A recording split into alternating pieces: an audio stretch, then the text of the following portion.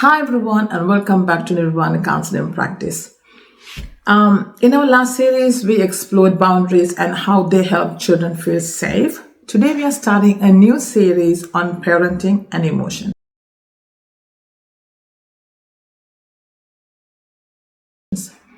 Many parents ask me, why do children's emotions feel so overwhelming? So let's explore this with insights from experts in the industry and Buddhism. Let's talk about the science of big emotions.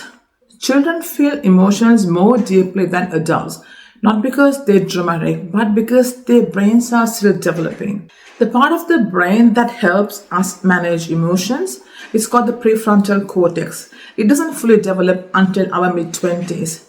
So that means young children don't yet have the wiring to calm themselves when they are really upset. Meanwhile, the emotional part of the brain, the amygdala, is fully active from birth.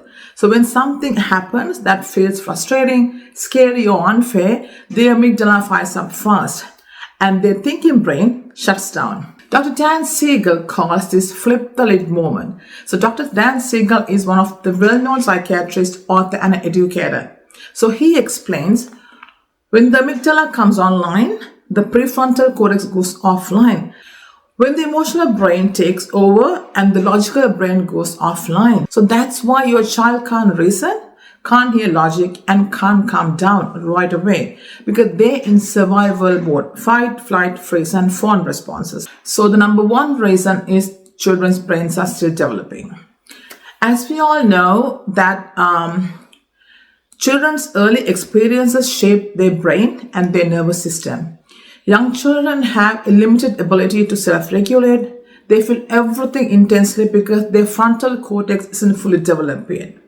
In other words, a child isn't being dramatic. The nervous system is still learning how to manage big emotions and feelings. So number two is emotions as communication.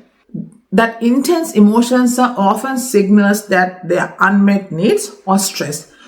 When a child cries, tantrums, or express if they fear, they're communicating attachment needs. I need to feel safe, seen, and understood.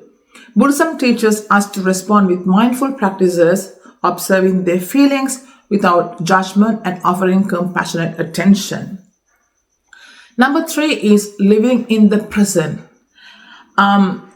Children naturally live fully in the present moment. A lost toy or a small disagreement can feel like a crisis because they aren't thinking about tomorrow or the past.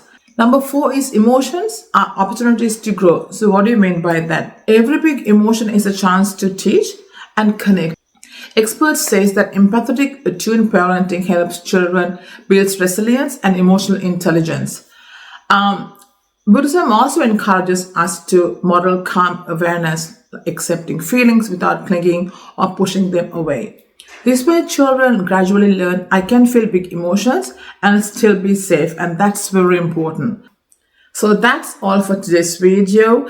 So we learned about why are children's emotions so intense. Because their brains are still developing and emotions are their language of attachment and they live fully in the present, and each intense feeling is a learning opportunity. In our next video, we'll explore how to handle tantrums calmly using practical strategies combined with mindfulness awareness. If you found this video helpful, please like, share, and subscribe to Nirvana Counseling Practice. And tell me in the comments below, what intense emotions do you notice most often in your child and how do you respond? Thank you for watching. I'll see you in the next video. Bye for now.